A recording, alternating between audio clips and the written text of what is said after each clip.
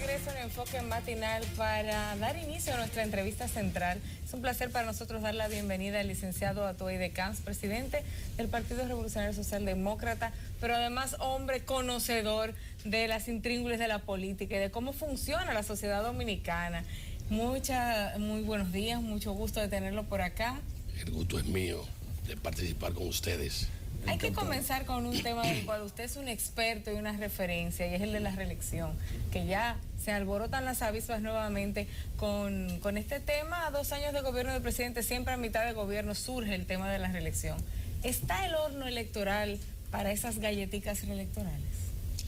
Siempre ha estado. Esa es una terrible amenaza, que además, cuando no puede por el lado institucional, se va por el lado no institucional. Lo demostró Hipólito Mejía cuando compró a 11 legisladores del PLD, en adición a los del PRD. Todo el país recuerda que la gente que de un modo u otro formamos al PRSD no aceptaron la compra.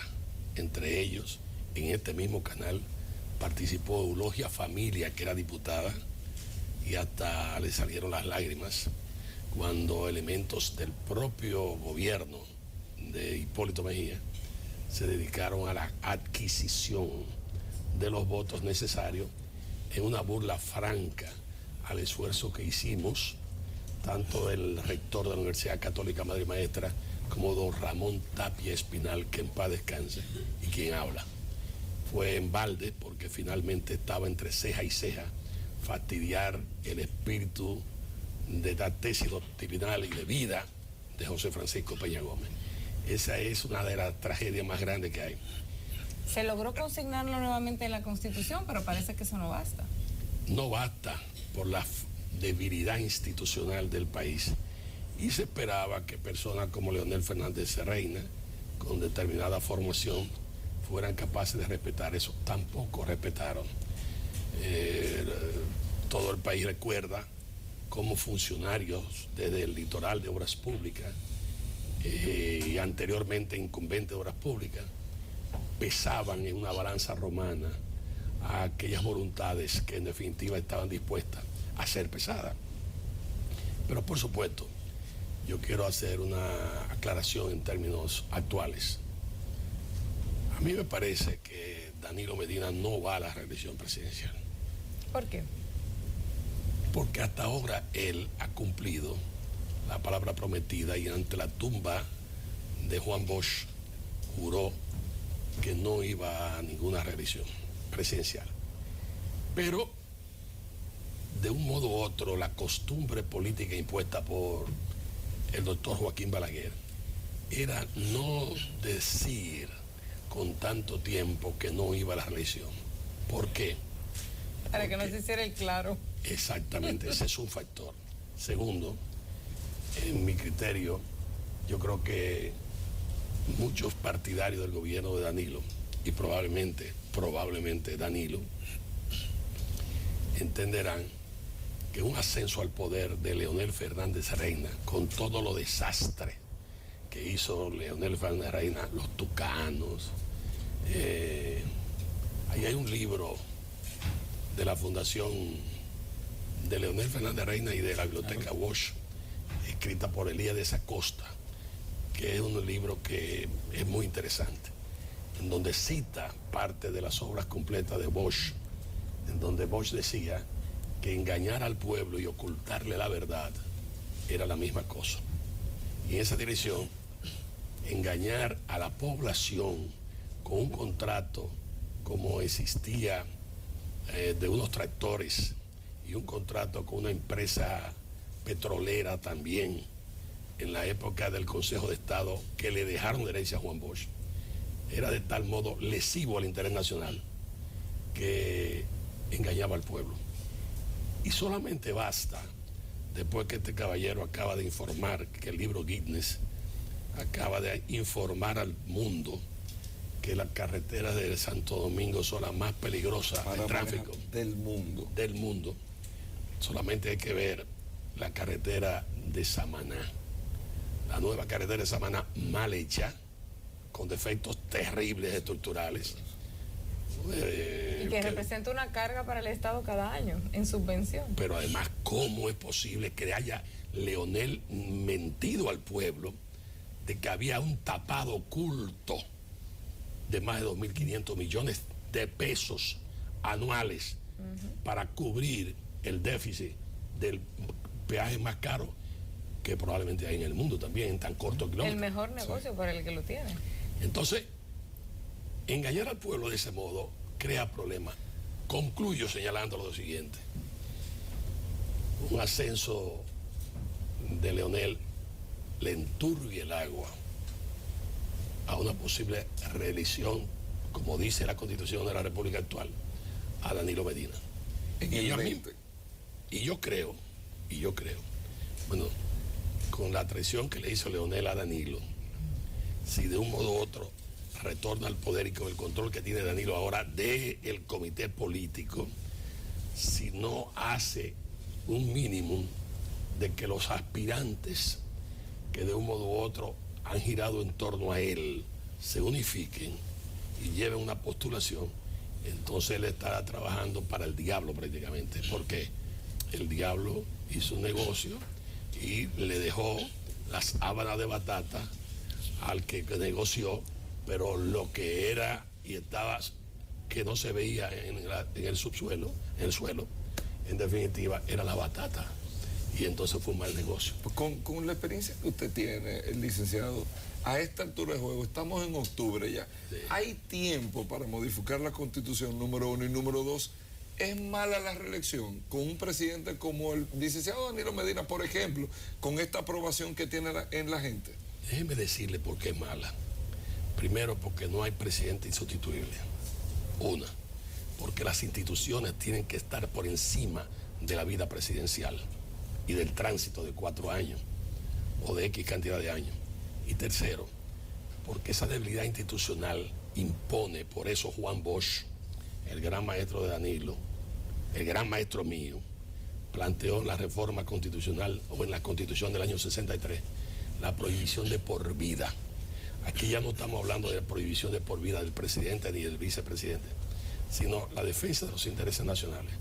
Y eso yo creo que Danilo, parte de ese criterio que tiene de no ser un faraón, de moverse como un mortal.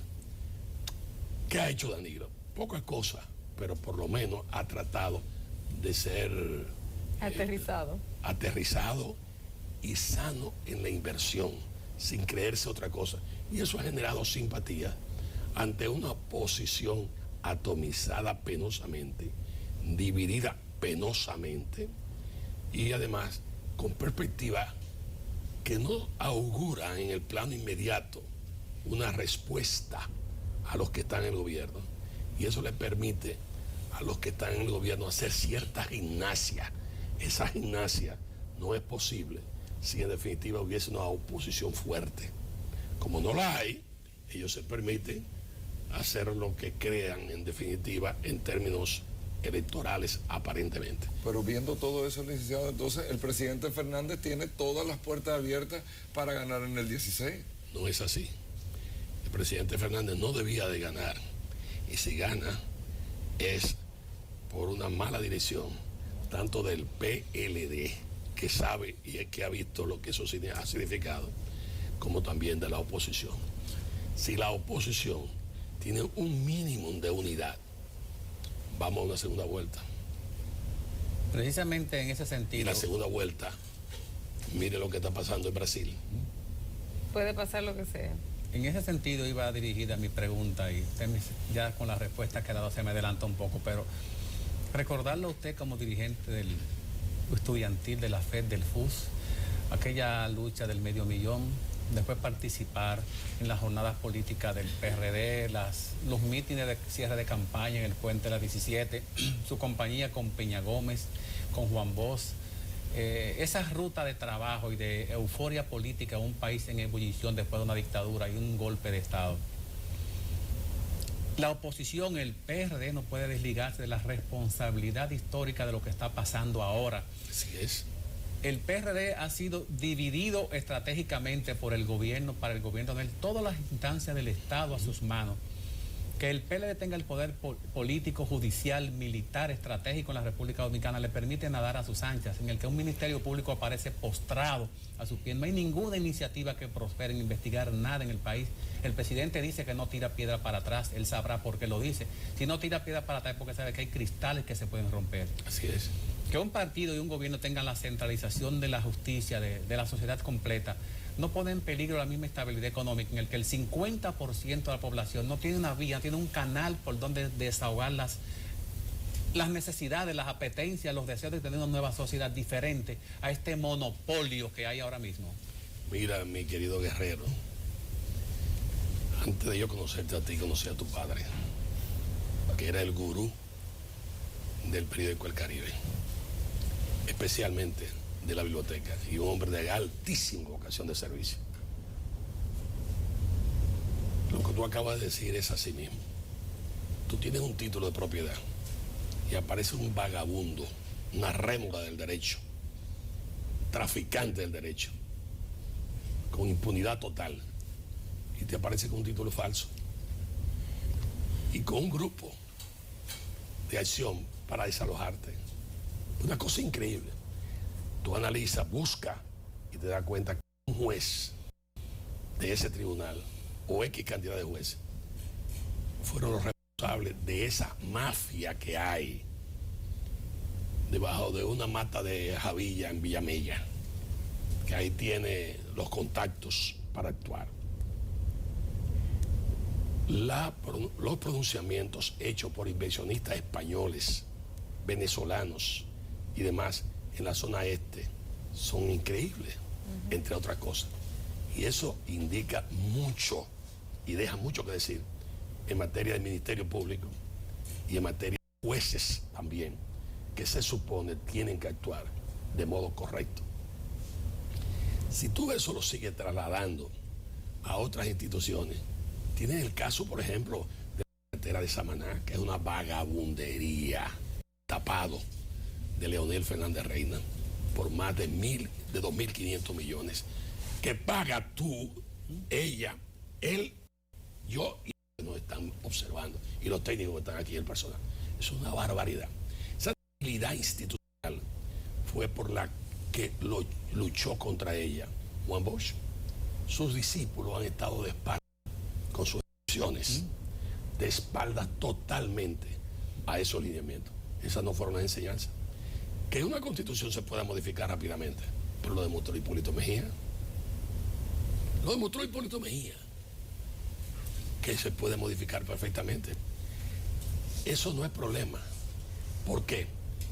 Porque la siembra y la corruptela de partidos mayoritarios se inició desgraciadamente, tengo que admitirlo, en el PRD.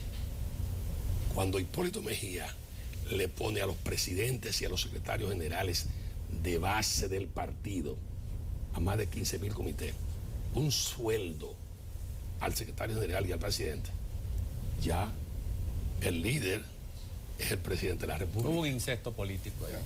Exactamente. El líder es el presidente de la República. Pero además, ¿qué hizo Leonel? Que lo que dijo Hipólito, él lo elevó. Eran 15.000 y 10.000 pesos que pagaba Hipólito. Y Leonel empezó pagando 25.000 y más, 35.000. Entonces, ya tenía. De ahí la reelección de Leonel Fernández Reina cuando Danilo dijo, el Estado me venció, en definitiva. Pues bueno, en definitiva el Estado lo venció.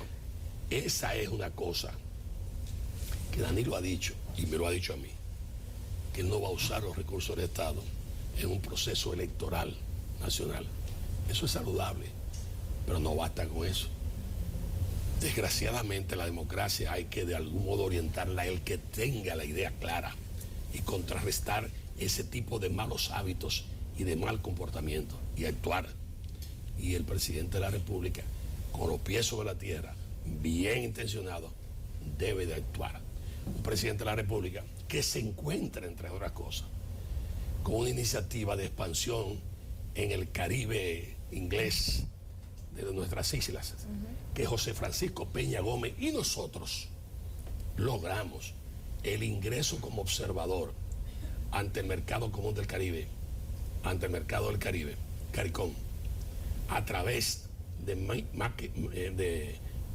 Manley, el primer ministro de Jamaica, que era el líder de ese sector, y que finalmente, un día, el presidente de la República se deja con un huevo que empolló Leonel Fernández Reina, que fue la resolución esta, que fastidió a los que nacieron del 29 para acá, y que en definitiva creó un problema a nivel internacional, y que Danilo procuró una modificación sobre la base de la consulta del consenso, la procura del consenso, entre otras cosas ha evitado las sanciones internacionales que iban a sobrevenir después del escándalo y el fastidio de Danilo que le hicieron tanto en Cuba como también en otros lugares, que en definitiva se veía que esto no iba por buena ruta.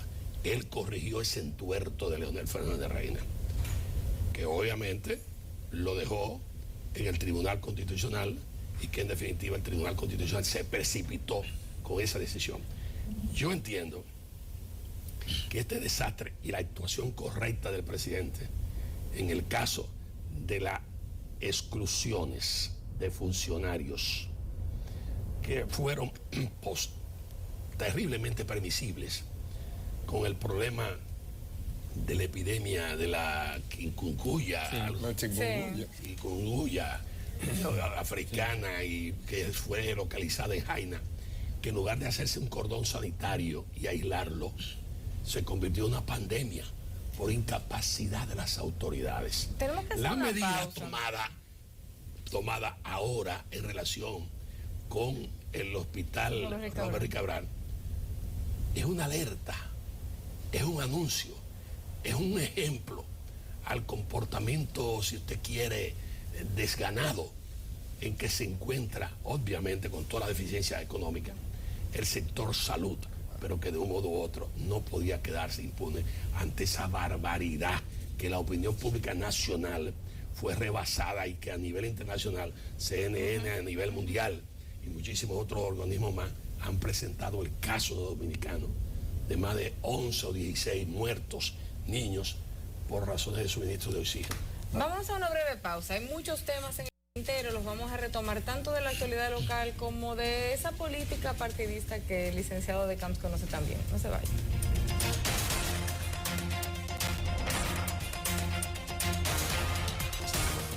Estamos de regreso, aquí la entrevista sigue fuera del aire, casi tan buena como en el aire. Tenemos que hablar de política, de los partidos. Doctora Soldevila, estamos desde el principio. Del principio estamos hablando de política. De los otros. Del PRCD, que surgió como una reacción a esa intentona de reelección de Hipólito Mejía. Vemos un PRD que se sigue fragmentando. Ahora hay un PRM, un PRD muy debilitado en las encuestas. ¿Cómo ve el panorama de la oposición y del PRD y sus hijos en esta ya antesala de las próximas elecciones?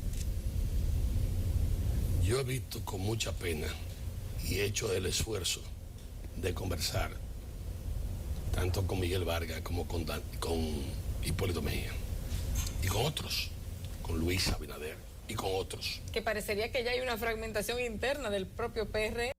Advertido por mí a Luis Abinader y a Hipólito Mejía. Solamente a locos se le puede ocurrir que tú vas a determinar una candidatura presidencial con encuestas. Una. Dos. Sobre todo que usted ha denunciado falta de democracia en el otro grupo. Claro. Dos, que dicho sea de paso, no falta democracia en los dos grupos. En los dos grupos. La otra respuesta es, usted no tiene padrón. Y finalmente, tiene el padrón electoral nacional. Y todos sabemos qué hace la influencia de un partido fuerte desde fuera. Claro. Inclina la balanza hacia donde le conviene. Entonces, le di a Luis Abinader y le di a Hipólito, si ustedes pretenden irse por un proceso de consulta, va a ser difícil llegar a un acuerdo previo. Ya luce que los actos que están haciendo ambos lo están haciendo separados. Cuando Hipólito me dijo que él no era problema, yo le dije que en Cotuí, de donde yo soy, había una expresión que decía, mete el dedito ahí, que la jaivita no está ahí. No había mucha cotorra en Cotuí, pero había mucha jaiva. La jaivita no está ahí. Es donde esa jaiva muerde, ya lo sabemos. Exactamente, muerde. Y parece que empezó a morder. ¿Por qué? Porque vi que Cedeño César. ya lanzó el grito de guerra de que a las calles con Hipólito Mejía. Bueno, veo a Luis Abinader como un torero, dando pases de torero y hasta cierto grado, bueno, te indica que ya hay problemas ahí. Cuanto al PRD, las siglas, PRD Miguel Vargas, en las circunstancias actuales, tienen un proyecto totalmente incorrecto. No es con alianzas, con partidos emergentes que van a solucionar el problema. El problema empieza por credibilidad interna. Por ahí empieza. Segundo, hay que ver el proceso de esa convención. Los procesos que se han producido han dejado una estela que en definitiva tienen necesariamente que ser superados. Y superarlo no es una tarea fácil. Y tercero, esa estructura tiene necesariamente que abrirse. Si no se abre, el destino va a ser tan serio que probablemente corra riesgo hasta, no tanto el peso de la sigla, del tema de reconocimiento de ese partido. Pero entonces ahí voy, licenciado, en un panorama para el 16, hay un PRM, hay un PRD, que son, bueno, vamos a hablar qué es la oposición, hay un partido reformista que se está tratando de estructurar. ¿Con quién? No, ¿estructural de qué? Bueno, se está con los desastres de Quiquentún. Sí, bueno. El silencio ahora de los medios de comunicación en relación con ese desastre de Quiquentún ahí en la administración que tiene. Y además, un partido que en definitiva ha actuado como una bisagra. Y sigue siendo. Y lo ha demostrado el viernes pasado. Pero el caso es a la gente, con la experiencia que usted tiene, ¿por dónde me voy? ¿Por dónde la gente se va? ¿Cuál sería la estructura para poder hacer un cambio que está pidiendo la gente? Se requiere un cambio. Si eso no se entiende en la cabeza de Hipólito, en la cabeza de Luis, en la cabeza de Miguel Vargas Maldonado y en otros sectores de la oposición, si eso no se entiende, entonces es la crónica de una muerte anunciada. Pero parecería que ya estamos más allá de cualquier reconciliación o reunificación. Parece algo imposible. Déjame decirte, esa es una versión muy socorrida y tiene razones sobradas. Nadie ha vuelto de los que se van. Sin embargo, la desgracia es que algunos se han ido para el gobierno. Esa es la desgracia. Se pierde la fe. No quieren estar sempiternamente en la oposición y entonces se desesperan, y con razón.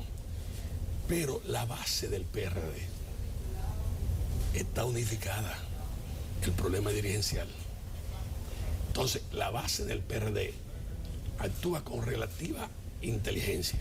Observa que ahora hay un grupo que se queda como en la parte institucional y que plantea, de cierto modo, una posible alianza electoral, congresional y municipal, que dicho sea de paso, en las circunstancias del liderato actual no es posible porque lo han pregonado los mismos miembros del Partido Revolucionario Moderno de Hipólito y de Luis Abinader.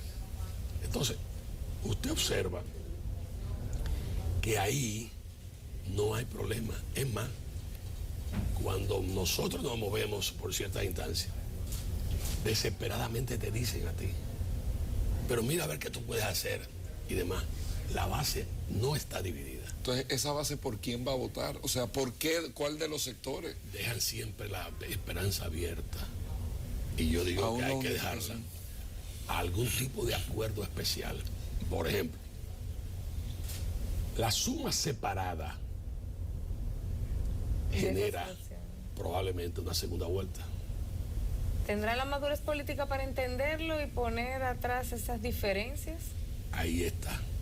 Si en definitiva hay un acuerdo y la suma de esas atomicidades políticas de la oposición te genera una segunda vuelta, entonces pudiera llegarse a un acuerdo. Ahora bien, en las circunstancias actuales, en donde las reacciones que generan hasta urticaria son muy difíciles, si ese nivel no baja, entonces donde van a ir a votar los que en definitiva siguen a Miguel van para otro partido en una segunda vuelta, y los que van y son de Hipólito Mejía, en el caso de que quedase en una tercera posición, van a votar también no por el anterior compañero, sino van a votar por un partido también externo que sacó la primera vuelta.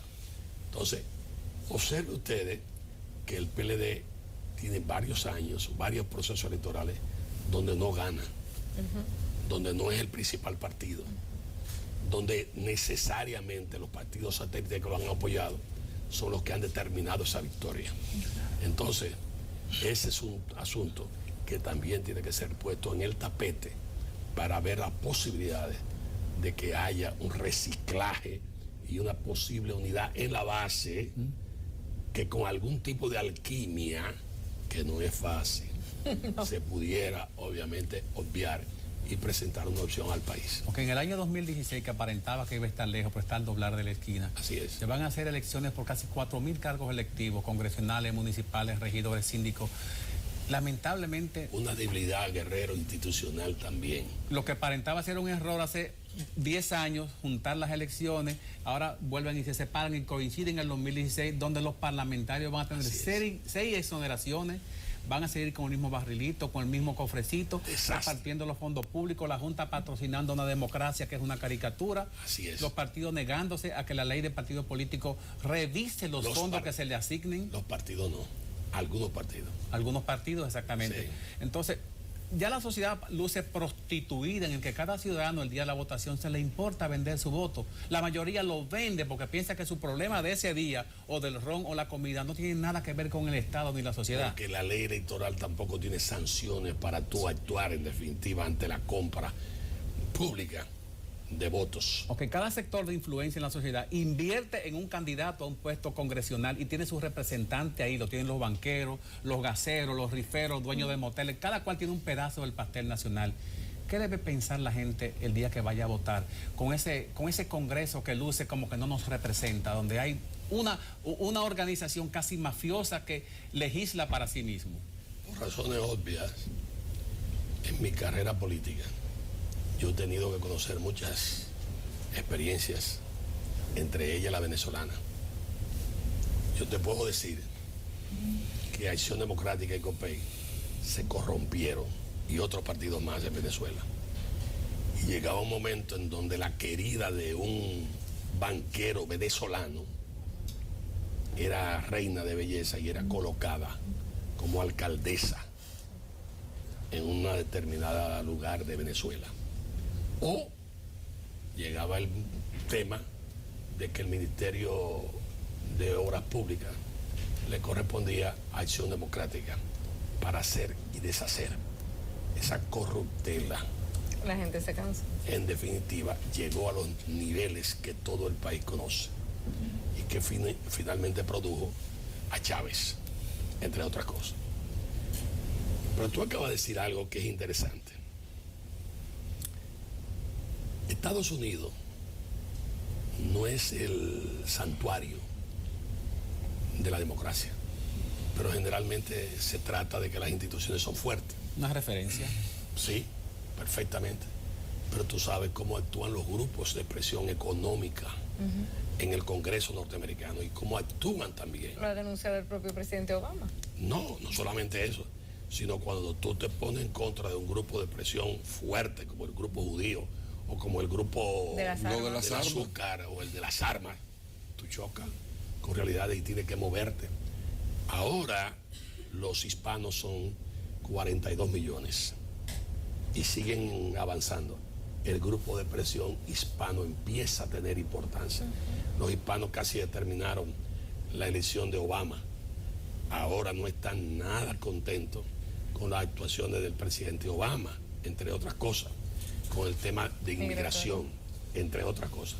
Pero vamos a estar claros, los grupos financieros de Wall Street también tienen sus candidatos preferidos, claro, y de algún modo u otro actúan.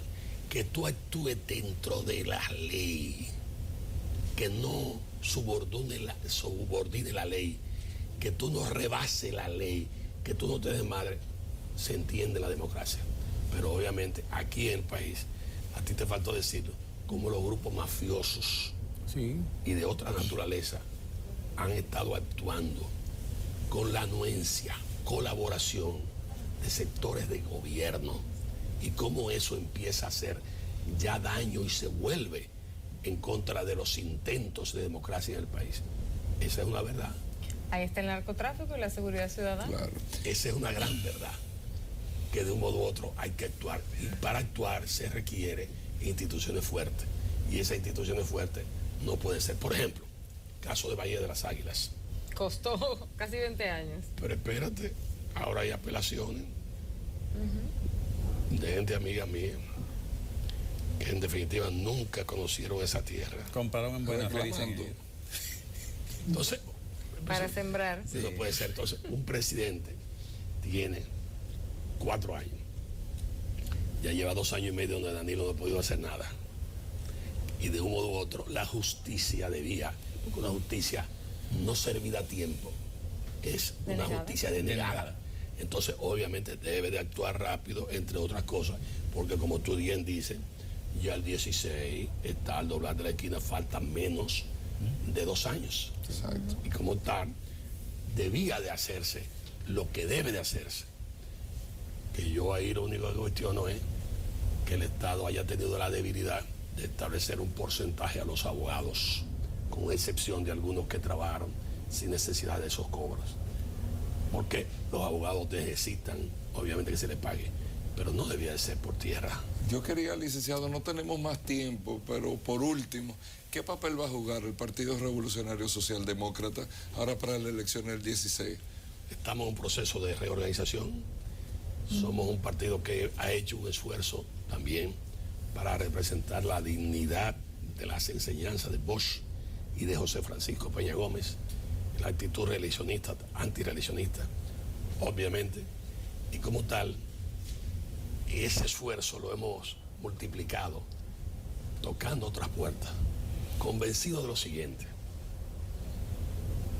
Personalmente yo hice un esfuerzo para la Cuarta Vía, con Eduardo Estrella, y me di cuenta del por qué nuestra izquierda, lo que Juan Isidro Jiménez Gullón llamaba la falsa izquierda, con gente muy meritoria, pero su atomización e incapacidad para la unidad todos son cabeza. Lecciones de que todos quieren ser cabeza de ratón y no cola de león. Y cuando toqué puertas, aquello era el sectarismo realmente increíble por ahí. Ahora tenemos a gente muy buena que han tenido una buena actuación en el caso de Miranda y en otros casos más. Pero en definitiva no basta con eso. Se requiere más, se requiere cierta voluntad política. De algún modo u otro la iglesia ha estado comprometida. Y la actitud de compromiso de la iglesia con sectores en donde en estos momentos la economía nacional no es como dice el gobernador del Banco Central. Vamos a estar claros. Aquí todo se está vendiendo. Todo. Hombre, hay sus excepciones. Pase usted por cualquier calle. Sin embargo, no hay capacidad de compra. No hay lo que se llama en el mercado circulante suficiente para que en definitiva pueda mejorar la economía. Que este país, dice Danilo con mucho optimismo, han sacado la miseria. La miseria ha crecido y sigue creciendo más que el desarrollo. ¿Por qué? porque las inversiones que se han hecho no han sido las mejores. Tengo que admitir que Danilo anda haciendo parche, surciendo de cierto modo pequeños rotos, y que lo hace sin que haya una guía en donde lo estén esperando, patrón, claro. un patrón donde lo estén esperando, sino que él utiliza aparentemente, entre comillas, el factor sorpresa, que no es sorpresa nada, pero bien, y que ha jugado un papel que se observa, de querer activar la economía, pero la situación es terrible. Si no hubiese, mi querido amigo, no te preocupes mucho por esto, si no hubiese el aporte de los dineros que genera la Barrigol en un obvio contrato modificado gracias al esfuerzo de Danilo, en donde le dejaron una trampa a Leonel Fernández Reina para que él fuera el administrador de los recursos que viniera a partir del 16, y Danilo un poco enturbió esas aguas y logró una modificación en la que Barrigol entró en ese acuerdo. La economía, cuando tú oyes que hay un 5 y pico, etcétera, de crecimiento, es precisamente ligado a la minería específicamente. por la minería. Mira, los impuestos a las empresas que han hecho transacciones y se han vendido. Pero va a participar el Partido Revolucionario Socialdemócrata Por en el supuesto. 16, con candidaturas. O sin candidatura, pero en definitiva muy claro de que en definitiva, si tenemos que llevar un candidato, llevamos, pero con un criterio muy claro de la necesidad de la unidad para buscar una respuesta a los que están en el gobierno. Esa corbata se ve bien en un afiche. Y además tiene muchas condiciones. Bueno. Y más con este libro Guinness que él está sacando Sí, ahora. exacto. Gracias, licenciado, por estar con nosotros. Gracias, licenciado Gracias a ustedes. Atoy de Camps, por haber participado con nosotros. No se muevan, tenemos más invitados acá en Enfoque Matinal.